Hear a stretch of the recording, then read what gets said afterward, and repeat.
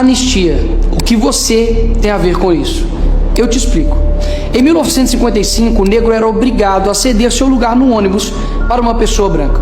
Uma mulher, Rosa Parks, certo dia se negou e foi presa por se recusar a se levantar.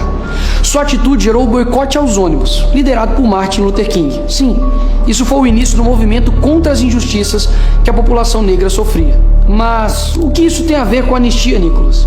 A injustiça contra uma mulher virou um marco de uma luta coletiva. Lá foi o ônibus, aqui um batom. Débora, casada, mãe de 2 filhos pequenos, cabeleireira, condenada a 14 anos de cadeia. Seu crime? Escreveu "Perdeu o Mané" em uma estátua com um batom. Mas isso você já deve saber. A pergunta que fica é: se ela tivesse escrito "Fora Bolsonaro" em vez de "Perdeu o Mané", Moraes e Dino teriam condenado ela da mesma forma? Uma pessoa que não tem uma imagem dela dentro do Congresso, quebrando nada, nenhuma violência. E pior, um funcionário da limpeza desfez o golpe de Estado da Débora com água e sabão. Quem gera mais risco à democracia?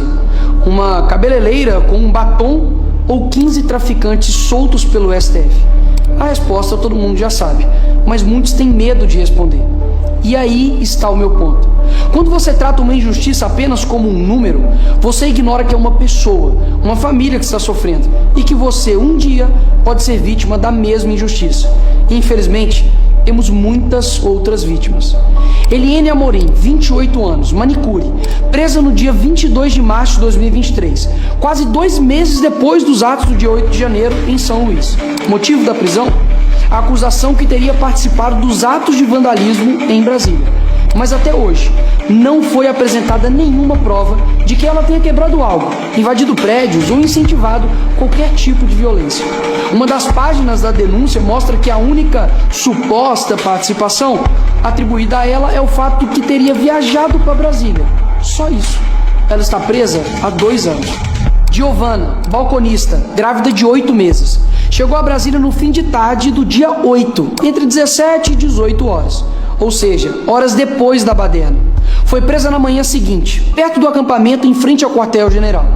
A PGR admite que não há provas de que Giovana tenha participado dos atos. Uma das principais testemunhas, o motorista do ônibus que a levou a Brasília, que poderia comprovar que ela chegou apenas no fim da tarde, quando os atos já tinham ocorrido, não foi autorizada a testemunhar. Adivinha? Por ordem do ministro Alexandre de Moraes. Flávio Beltrão, 58 anos, morador de rua. Ficou preso por 11 dias na Papuda. Sim, um morador de rua. Como isso é possível? Simples. Já que estava sem emprego, sem abrigo e sem dinheiro, passou a frequentar os acampamentos para conseguir alimentação em um local onde pudesse dormir. No dia seguinte, do dia 8, foi preso sem qualquer prova de que tenha participado de depredação, invasão ou organização de qualquer ato ilegal. Após 11 dias preso na Papuda, conseguiu liberdade com tornozeleira eletrônica.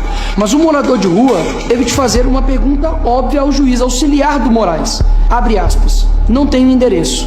Como vou carregar a tornozeleira? Como vou pagar a multa se não tenho nem dinheiro para comer?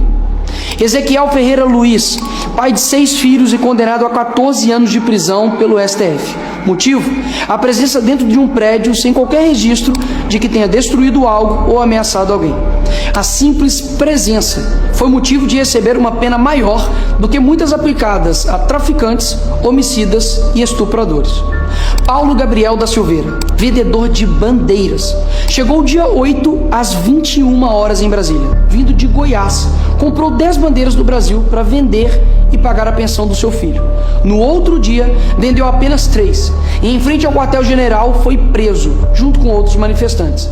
A defesa apontou que o rastreamento do celular comprova que ele chegou em Brasília depois que tudo aconteceu e que jamais esteve nas cenas dos atos. Mesmo assim, foi levado a Papuda e passou 3 meses preso. Foi processado e agora condenado pelo STF pela prática do crime de associação criminosa. Todos esses estão sendo tratados como se fossem inimigos da democracia.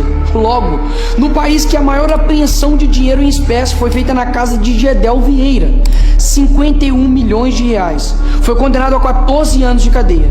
e já está em prisão domiciliar. Logo no mesmo país que um condenado a 400 anos por corrupção, Sérgio Cabral, e fica preso menos de 7 anos e já está solto. Tem proporcionalidade nessas condenações? Mas deixa eu esclarecer ainda mais. Já está bem claro que a justiça tem lado. E se você usar vermelho, tudo bem. Mas se não, tem uma má notícia para você. Em 2006, o MST invadiu e depredou a Câmara. Condenados? Zero.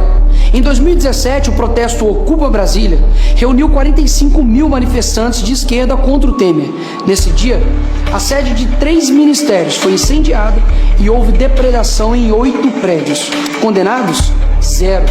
Em 2018, o prédio da ministra Carmen Lúcia foi pichado por integrantes do MST. Sabe qual foi a condenação para eles? Zero. Onde estava o STF para condená-los a 14 anos de prisão? Percebe? Não há justiça, muito menos senso de proporção nas condenações. É mera e pura vontade de acabar com a vida de pessoas. Mas, Nicolas, você vai passar pano só porque é do seu lado agora? Claro que não. O dia 8 foi um dia lamentável para o nosso país. Quebradeira e desordem nunca fez parte de nenhuma manifestação da direita. O que nós queremos é simples: justiça. E justiça é punir sem vingança, mas dar a cada um o que é seu, nem mais nem menos. O Brasil já anistiou torturadores e corruptos. Negar perdão a manifestante é escolher punir só o que tem menos poder. Ou coloca todos os envolvidos da esquerda, que já fizeram o mesmo, na cadeia, ou solta os da direita para ficar igual os da esquerda. O que não dá é punir uma torcida que cometeu algo e a outra torcida que já fez o mesmo repetidas vezes nunca ter punição. E por quê? Porque o juiz é do time deles. Aí não dá. Anistiar os presos do dia 8 não é absolver o caos, é reconhecer que a justiça não pode ser seletiva, quando a democracia também errou no seu próprio espelho.